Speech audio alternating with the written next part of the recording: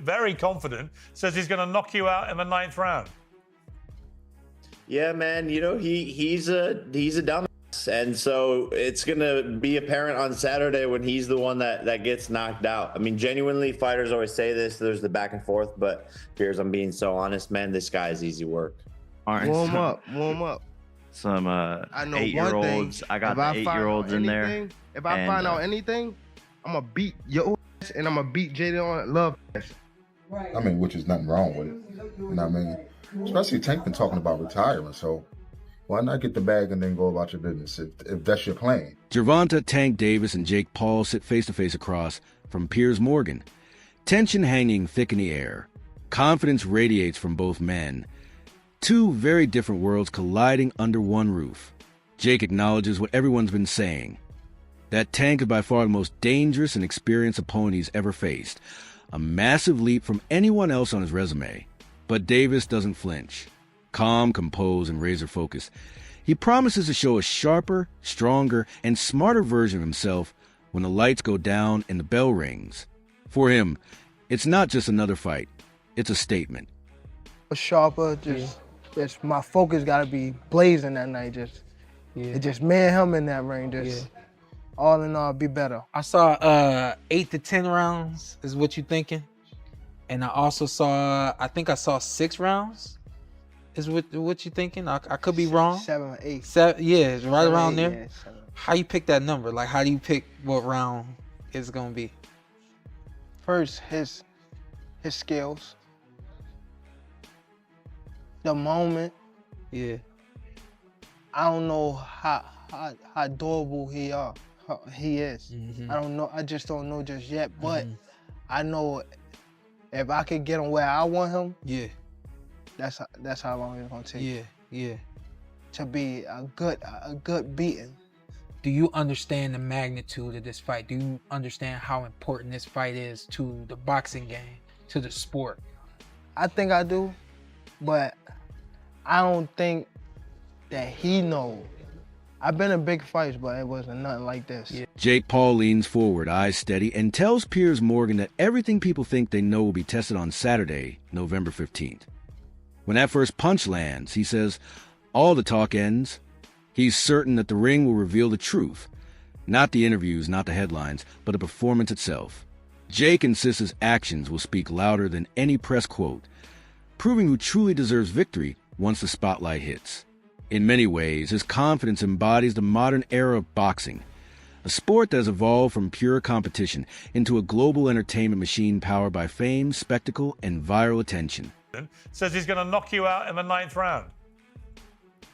Yeah, man. You know, he's a dumbass, and so it's gonna be apparent on Saturday when he's the one that gets knocked out. I mean, genuinely, fighters always say this. There's the back and forth, but Piers, I'm being so honest, man. This guy is easy work. Emiliano Vargas sees Jake Paul as the first fighter to fully understand this transformation. Instead of grinding through a long amateur career or chasing Olympic dreams, Jake built his audience before ever stepping into the ring. He fused the power of social media with boxing's brutal beauty, turning followers into ticket buyers and clicks into million-dollar paydays. For younger fans, boxing is no longer just about belts or rankings. It's about stories, rivalries, and personality-driven drama. But Vargas warns that something sacred risks being lost. The legends of the past spent decades earning their place under the bright lights, climbing through blood, sweat, and heartbreak. Today, one viral clip can launch a rookie into superstardom overnight. The excitement is undeniable, yet Vargas reminds us that true boxing, honor, skill, and legacy must never be overshadowed by fame. Non-basketball terms, just such a funny internet comment. But explain this to me like a third grader.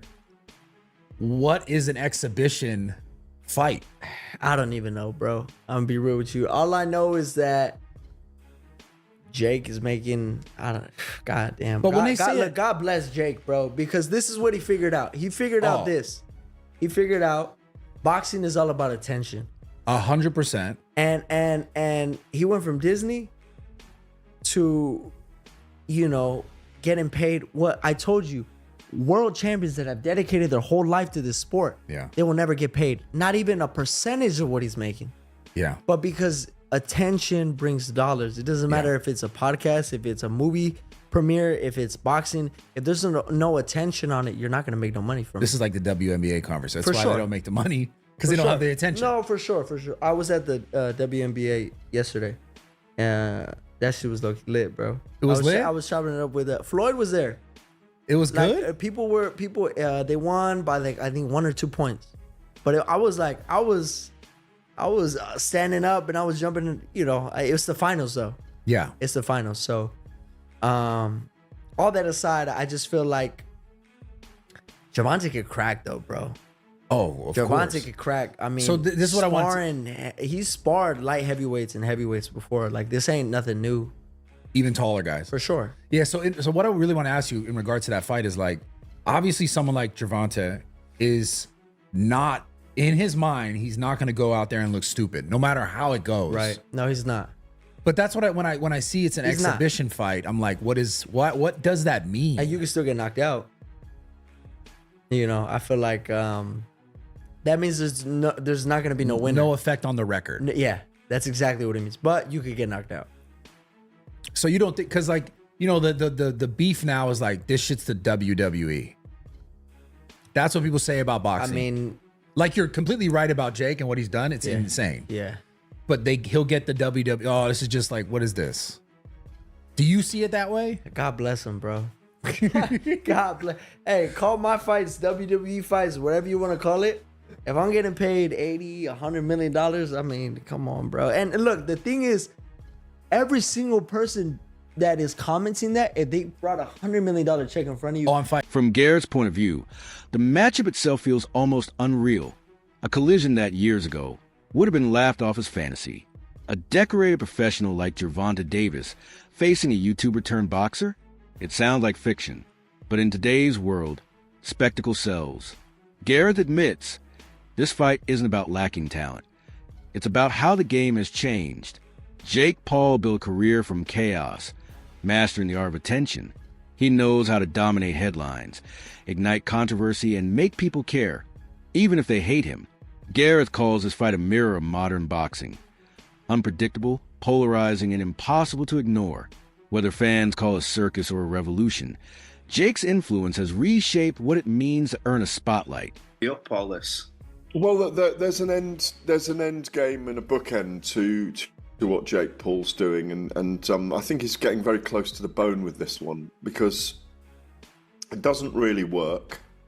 It's the biggest freak show so far. Like you say, Gervonta is not in everybody's list, but he's there or thereabouts in the pound for pound list. I mean, since the Lamont Roach fight, people have been down on him a little bit more. You know, a lot of people might have lost that fight, you know.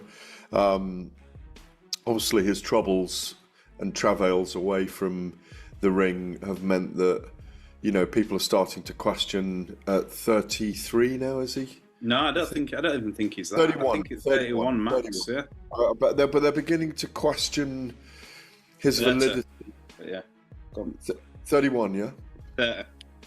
30. Okay. Yeah. They're beginning to question, or I think we all are, but people are in general beginning to, pundits, and some fans are beginning to question his validity in that top 10 pound for pound list. I think he belongs there myself, or just outside it. Certainly in the top 15, no question. Maybe top 13. I think I've got him. I think I had him at 11 or 12, but might have done a list on Saturday night. And obviously, we want to see him in the ring with Shakur Stevenson. It's the big fight. Or even in Naoya Inoue at some point. Which is a fantasy matchup that I remember dreaming about around the same time I was dreaming about Terence Crawford and Saul Canelo Alvarez a couple of years ago. Coach Reg steps in to defend his fighter. He reminds everyone that Gervonta Tank Davis didn't appear out of nowhere. He was forged through wars in the ring. From one weight class to another, Tank climbed to the ranks, dismantling dangerous contenders and earning every ounce of respect through devastating knockouts. Reg insists that when a fighter reaches Tank's level, judgment becomes constant. Critics accuse him of chasing money, but the coach says he's simply securing what he's already earned. Boxing is cruel, Reg explains. One bad night, one mistake, it can all disappear. After years of brutal training camps, physical tolls, and mental battles, Tank deserves to choose fights that reward both his legacy and his livelihood. To Reg, Tank still represents the essence of real boxing, discipline, courage, and championship spirit. While critics nitpick what he hasn't done, supporters see what he's already achieved. That's the heavy price of greatness. You know what I mean? Especially Tank been talking about retiring, so why not get the bag and then go about your business if that's your plan? I mean, if that's your plan to retire, then go get the bag and then go about your business. You ain't doing nothing wrong. I'm not against it. You got some people that are very critical of Tank. Does it make sense depending on what you're in boxing for? Because you got some people that want to fight the best. You got some people that want the accolades, the belts, the undisputeds. And you got some people that just came in this game like, look, I'm trying to get my family out of poverty and give us generational wealth.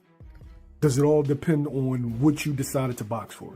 Well, Tank accomplished a lot at a young age. You know what I mean? He accomplished a lot at a young age. So I wouldn't be mad if he took the bag and went about his business and never fought again. You know what I mean? Plus, look at some of the things that he's going through. You know what I'm saying? So, a lot of that can affect you as well. You know what I'm saying? Like when you're trying to be in this game. So I think, get the bag and go. That's your plan. Get the bag and go. For me, of course, I wanted to see him fight Shakur. I wanted to see him fight Devin. Yeah, we all wanted. At press events, Gervonta Davis remains silent, his stillness louder than any boast. He listens, watches, and speaks only when it matters. That quiet intensity keeps everyone guessing. Commentators like Manx and Mora note how this contrast adds cinematic tension to the build-up. Jake Paul thrives in the spotlight, the showman orchestrating the energy, while Tank sits like a storm waiting to break. Their chemistry feels symbolic. New school fame colliding with old school fire. When they sit side by side, even their posture tells a story. One shaped by algorithms and attention, the other by sweat and scars. Two worlds, one ring, in a fight that promises to define both eras.